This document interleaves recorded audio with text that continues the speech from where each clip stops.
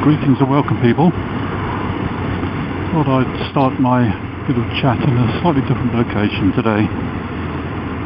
Get a few clips of riding through some nice tree-lined sections without the distraction of me waffling.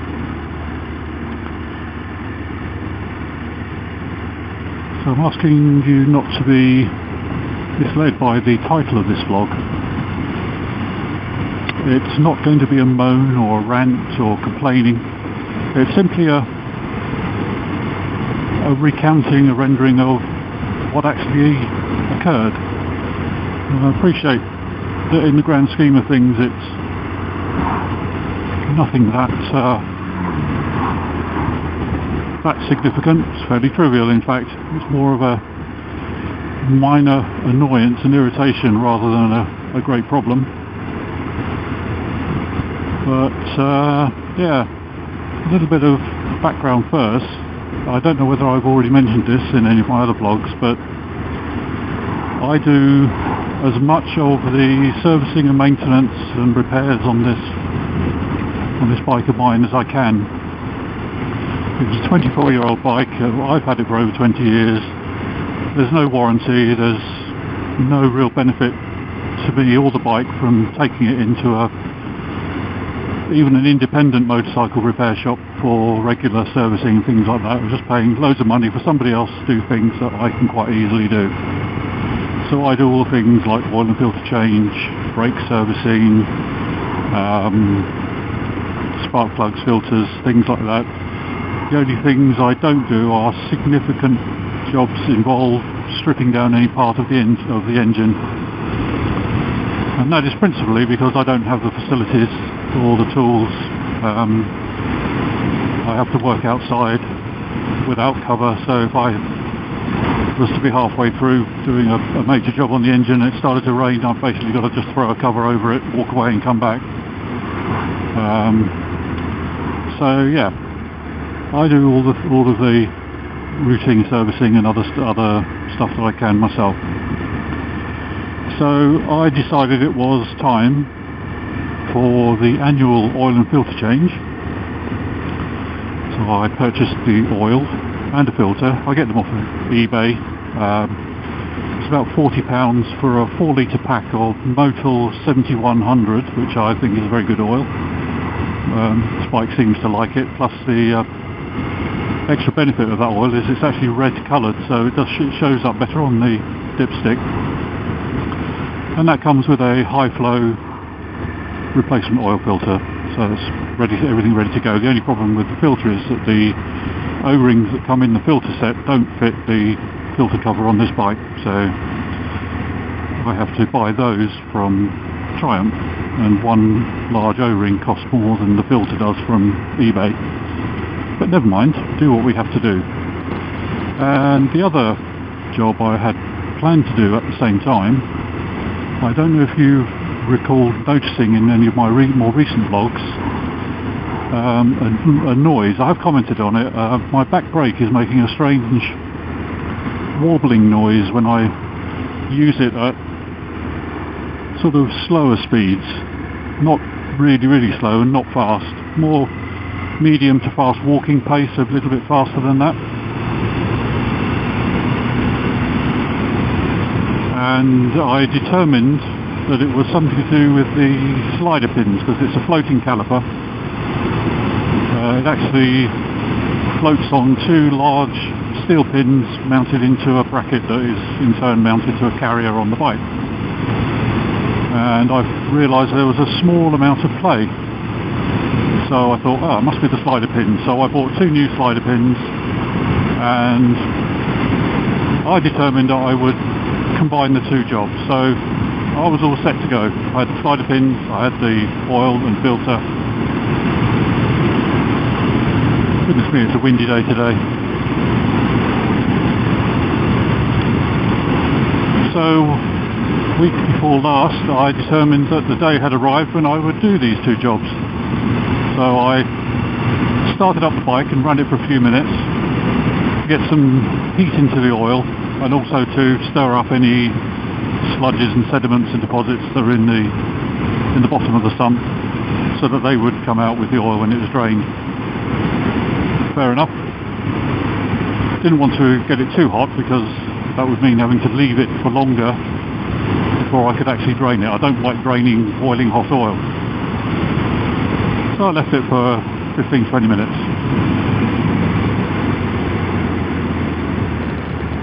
And so then I go out and I drain the oil and loosen the oil filter cover.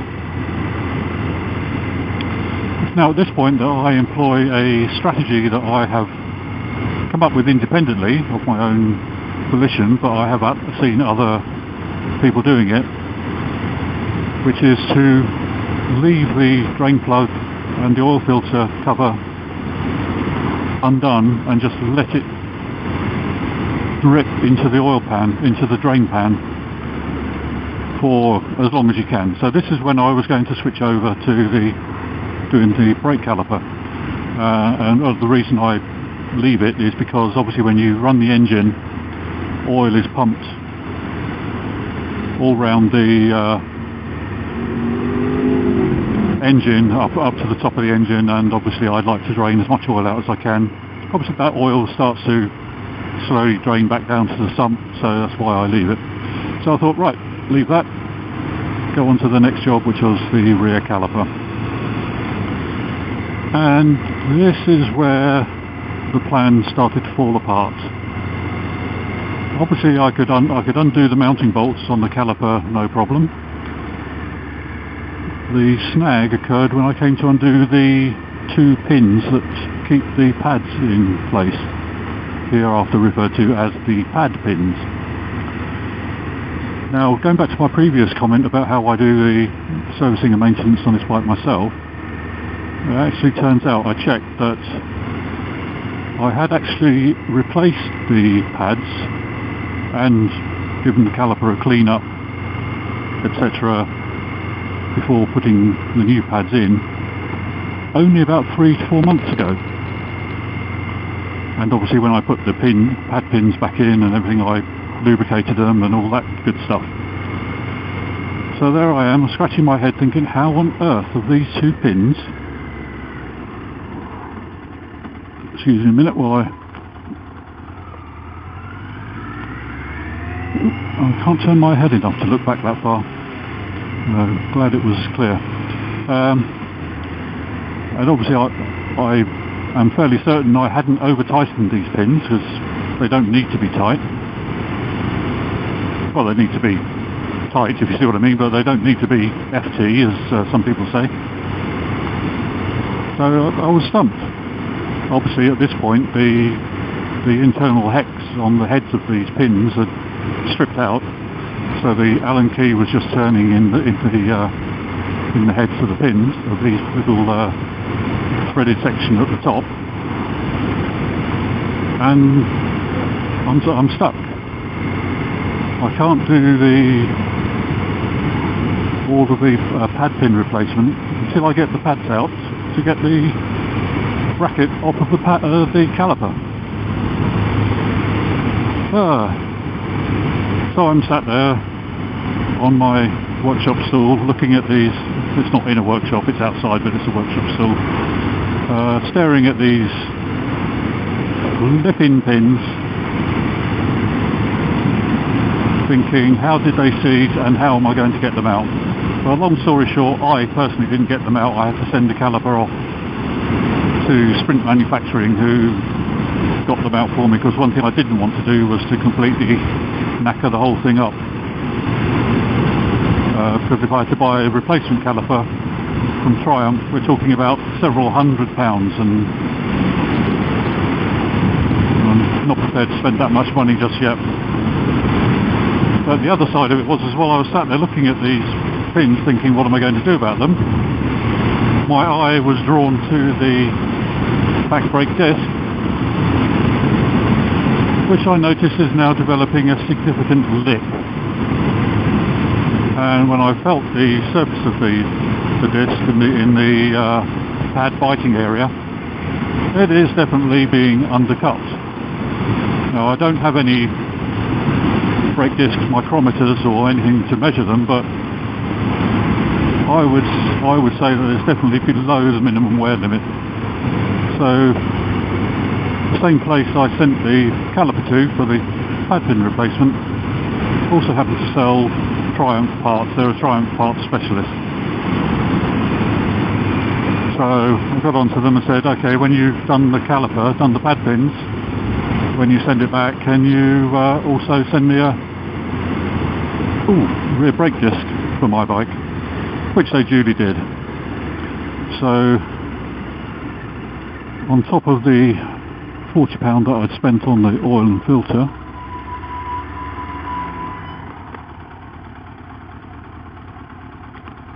and the,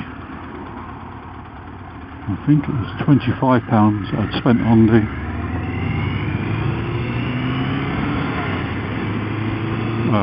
caliper slider pins, not to be confused with the pad pins.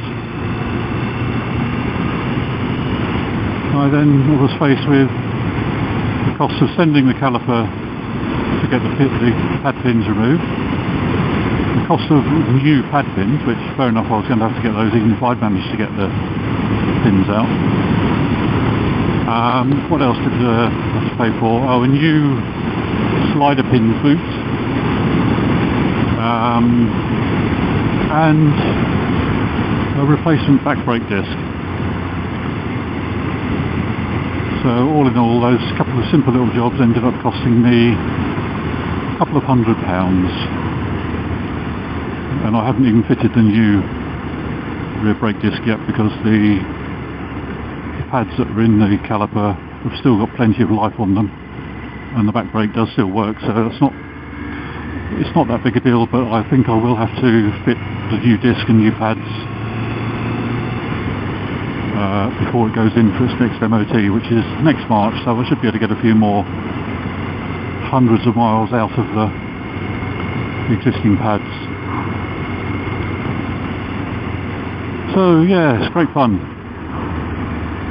Like I say, not a moan, not a complaint, just an example of, I suppose some people might say, first world problems. It was irritating, it was annoying. I'm not going to need therapy or counselling for it, but I just hope those pins don't do that again.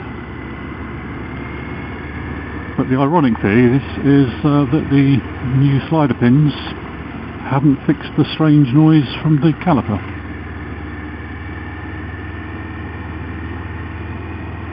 Oh, is that a new cafe? Is it a biker cafe or something?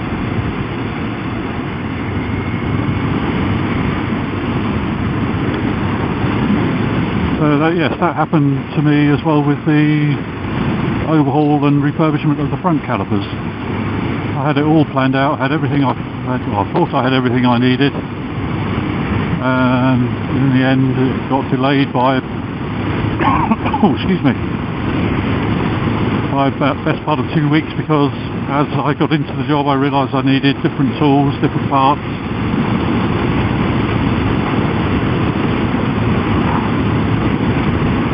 So I suppose that is one upside of taking your machine into a workshop, to have that sort of thing done. In theory they've got all the tools and all the parts on hand. So you drop your machine off and a few hours later you're riding away again.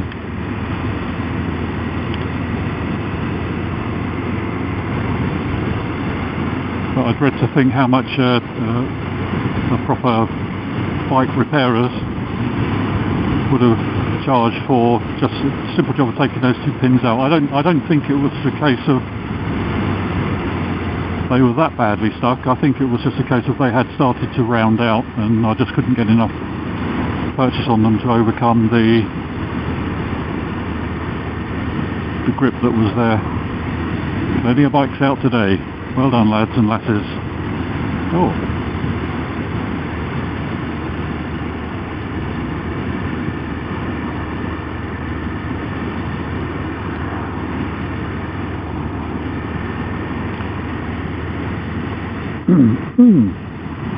Excuse me.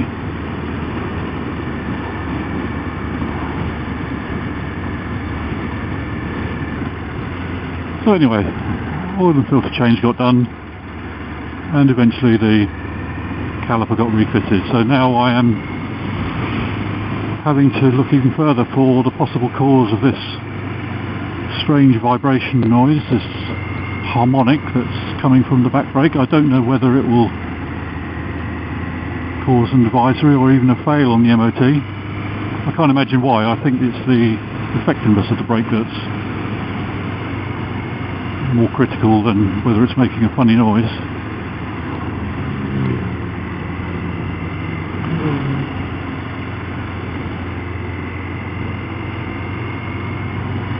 I mean, it is a floating caliper after all, so I'm now thinking that possibly that worn disc could be what's contributing to it.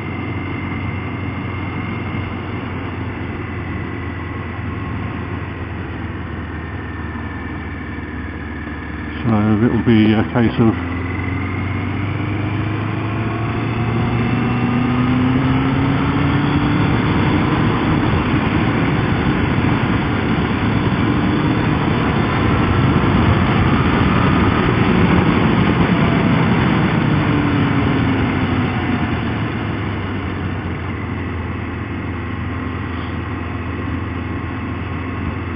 hopefully that new disc, when it goes on, will, with some new pads, will fix the issue. If it doesn't, I think about the only thing I've got left to try is replacing the caliper, and that is a very expensive option unless I can find an aftermarket or use decent. That's the only problem with buying used calipers, you don't know whether they're in the same or worse condition than the one you're taking off. But we shall see how we go.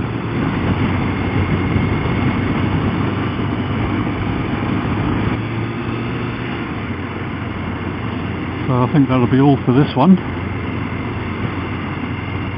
And thanks for for listening to me coffee and clearing my throat. Thanks for dropping by. And I'll see you, or I won't see you, I'll speak to you again soon. Bye for now.